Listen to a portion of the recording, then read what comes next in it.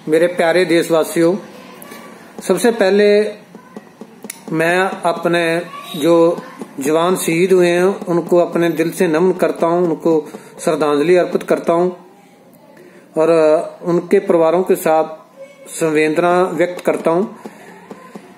लेकिन उनके साथ साथ मैं जो है वो केंद्र सरकार की कार्यशैली जहां अभी तक जो सरकार काम कर रही है उसके ऊपर कुछ सवाल भी उठाना चाहता हूं, जो कि एक सेना का जवान होने के नाते मैं अपने एक्सपीरियंस जो अपना मेरा तजुर्बा रहा है सेना का, उसके आधार पर मैं जो है जहां पर कुछ एक बातें जो है वो सरकार के आगे रखना चाहता हूं, देशवासियों को बताना चाहता हूं कि एक्चुअली में जो है वो क्या होता है, क्यों नहीं कंट्रोल होता जो है कश्मीर में मिलिटेंटों के ऊपर क्यों कंट्रोल नहीं होता, क्या बात है कि हमारे जवानों को इतना नुकसान हो जाता है वहां पे।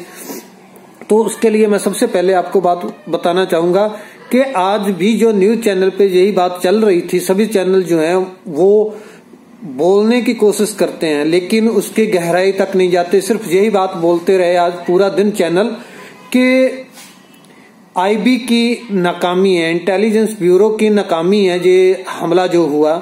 लेकिन कभी उन्होंने इस बात को टच नहीं किया कि आईबी की नाकामी किस चीज की है। वो आईबी कभी भी आईबी के इतने आदमी नहीं होते कि वो हर एक गांव में, हर एक गली मोहल्ले में, हर एक शहर में जाकर के जो खबर को कलेक्ट कर पाए। आईबी का सोर्स क्या होता है, उसको सूचनाएं जहां उनको गुप्त जो सूचनाएं मिलती हैं उनका जरिया क्या है, सबसे मेन बात होती है। तो ये सब चीजें जो हैं बहुत बड़ा महत्व रखती हैं। तो मैं आपको बताना चाहूंगा कि जो JNK में सोर्स काम कर रहे हैं, जो सोर्स जो हम मुखबर बोल देते हैं, जो सेना की मदद करते हैं, खबर देते हैं, उनकी बात आपको बताना चाहूंगा कि सेना के अंदर वहां पर जो भी वहां पे जो सोर्स है वो अपना जान खतरे में डाल के जो है वो खबर देता है सेना को। लेकिन सेना उसको क्या देती है, पैसे देने की जगह पे उसको 5 लीटर केरोसिन दे दिया, 5 केजी जो है चावल देती है, 2 केजी जो है दाल दे दी, ऐसा करके जो सामान दे देते हैं वो भी जवानों के राशन से। और जो मिलिटेंट उस सोर्स की खबर से मारा गया उसका 3 लाख मिले, 4 लाख मिले, 5 लाख मिले, वो कहां जाता है, वो सोर्स को नहीं दिया जाता। यह बात हमने मनोहर पार्कर जो जब डिफेंस मिनिस्टर थे, हमने ये बात उनके बीच में भी रखी थी, मीटिंग में ये बात बोली थी उनको कि भाई वहां पे जो है वो सेना के उच्च अधिकारी जो है सोर्स का पैसा तक खा जाते हैं। अगर वहां पे सोर्स का पैसा नहीं खाया जाए तो वहां पे बहुत लोग हैं जो सेना की मदद करने के लिए तैयार हैं, जो खुफिया न्यूज जो है वो देने के लिए तैयार हैं। लेकिन जब उनको पैसा नहीं मिलता, उनका परिवार वो किस लिए खतरे में डालेंगे जब उनको पैसा ही नहीं दिया जाएगा।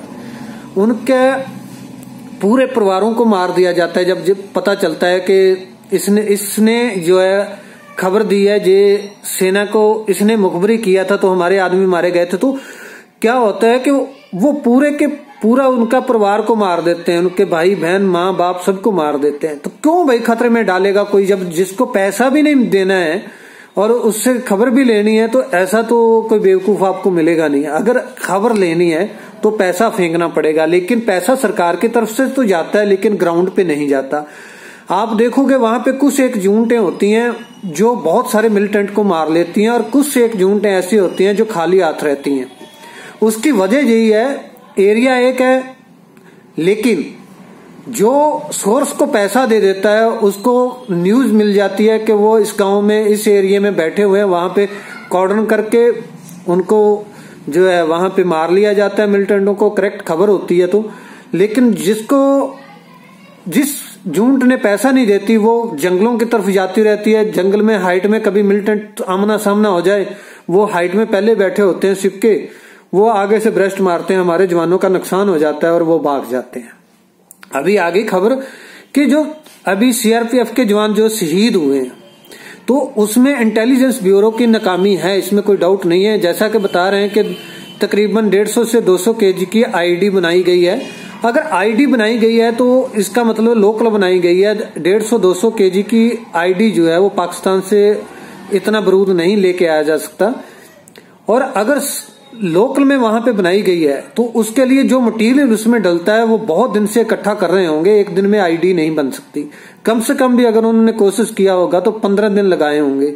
अगर वहां पे सोर्स कोई होता, अगर किसी ने, कोई सेना किसी को पैसा देती, कोई सोर्स होता, तो वो उसी टाइम बता देता कि भाई इस जगह से इतना सामान इस चीज का जा रहा है, तो कुछ ना कुछ गड़बड़ होने वाली है, जहां क्या है क्या नहीं है। सबको पता रहता है कि कोई बाहर से आ रहा है व्यक्ति, वो सामान लेके जा रहा है, तो गांव से भी सामान लेगा तो आदमी पकड़ लेगा कि ये बाहर के गांव का है, तो क्या मकसद है इसका।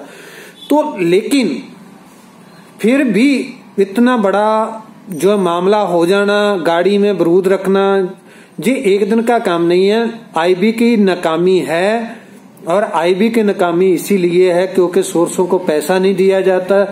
जो भी अधिकारी हैं वो पैसा खुद खाने की सोचते हैं, और सोर्स को पैसा नहीं मिलता, जिसकी वजह से खबर नहीं मिलती और जवानों का लॉस होता है। अभी जो शहीद हो गए हमारे जवान,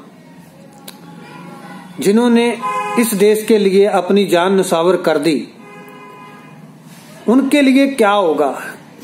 अभी मीटिंगें चल रही हैं, उसके बाद आने के बाद हमारे मंत्री जी जितने भी हैं वो बड़ी बड़ी हांकेंगे, बड़े बड़े बयानबाजी करेंगे, हम पाकिस्तान को बख्शेंगे नहीं, हम मुंह तोड़ जवाब देंगे, उनकी कुर्बानी व्यर्थ नहीं जाएगी। ये तो हर जब हमला होता है आतंकवादी, तभी इसके बारे में ऐसे बयान दिए जाते हैं। लेकिन आज तक आपने किया क्या है? कुछ नहीं किया। जिनके शहीद हो गए, जिन माँ बाप के पुत्र शहीद हो गए, जिनका पति शहीद हो गया, जिन छोटे छोटे बच्चों का बाप शहीद हो गया, जिस बहन का भाई शहीद हो गया, उनसे दर्द पूछिए, उनसे पूछिए कि उनके दिल में क्या है। लेकिन कौन पूछेगा? बस आज बड़े बड़े बयान देंगे, नुक्ताचीनी करेंगे पाकिस्तान की, पाकिस्तान को देख लेने की धमकी देंगे, ये करेंगे वो करेंगे, और लास्ट में रात को 9-10 बजे तक जो है 2-4 दारू के पैग लगा के आराम से सो जाएंगे। ये हकीकत है हमारे देश की, हकीकत है हमारे नेताओं की। अभी जवानों के साथ होता क्या है वो भी बता देता हूं। जब जवान, इतने जवान शहीद हुए हैं, जख्मी भी जो है वो भी बहुत सारे जवान हुए होंगे, अभी उनको मिलेगा क्या? देश क्या सोचता है उसके लिए? हमने भूख हड़ताल की, रोष प्रदर्शन किए पूरे अपनी तरफ से, लेकिन आज तक केंद्र सरकार ने कोई रिस्पांस नहीं दिया। तो जो आज जो इस ब्लास्ट के अंदर जो हमारे जवान जख्मी हो गए, उनको क्या मिलेगा? जिनके दोनों हाथ दोनों पांव कट गए, जो 100% डिसेबल हो गए, जो खुद खाना खा नहीं सकते, खुद लैट्रिन बाथरूम नहीं जा सकते, उनको मिलेगा 18,000 रुपए महीना। और जो अगर ऐसा ही किसी अफसर के साथ हुआ है तो उसको मिलेगा 2,17,000 रुपए। और उसके बाद मैं आपको ये भी बताना चाहता हूं कि अगर इस आतंकवादी हमले में किसी अफसर की एक उंगली कट जाए तो उसको मिलेगा 1,35,000 रुपए पर मंथ, प्रति महीना मिलेगा। और हमारा एक जवान है जो वो पांव और हाथ गंवाने के बाद, पांव हाथ गंवाने के बाद भी 18,000 रुपए प्राप्त करेगा। और एक अफसर जो है वो एक उंगली तक कट जाने से 1,35,000 रुपए तक का पेंशन लेगा, डिसेबिलिटी पेंशन लेगा।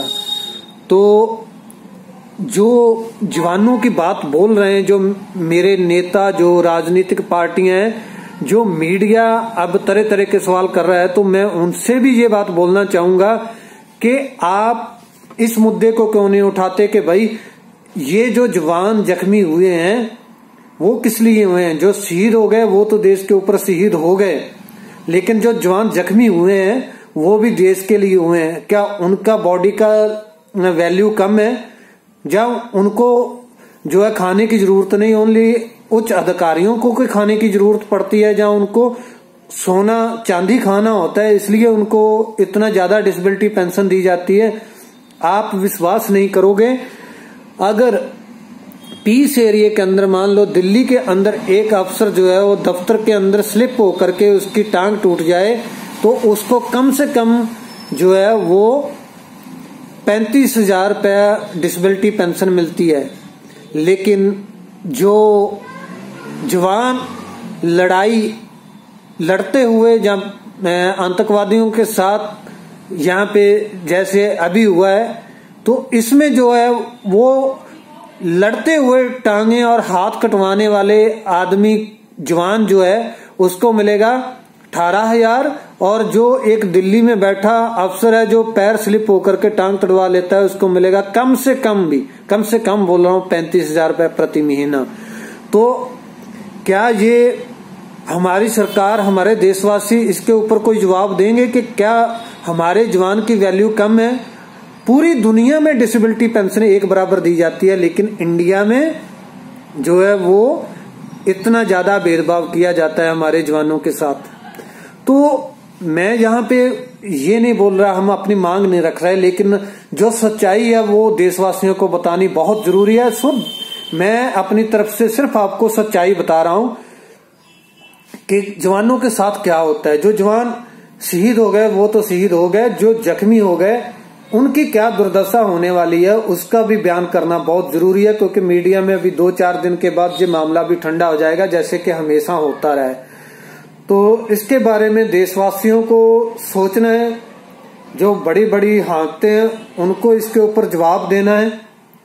तो मैं ज्यादा बात नहीं करूंगा, फिर परमात्मा के आगे अरदास करूंगा, परमात्मा के आगे बेनती करूंगा कि हे परमात्मा, हमारे बहादुर जवान जो शहीद हो गए हैं उनको अपने चरणों में, अपने पास जो है वो उनकी आत्मा को सुख शांति देना, उनके परिवारजनों को जो है पीछे हौसला देना कि वो इस अपने जो उनको ठेस पहुंची है, जो उनके साथ हुआ है उसको सहार पाए, उनको सह पाए।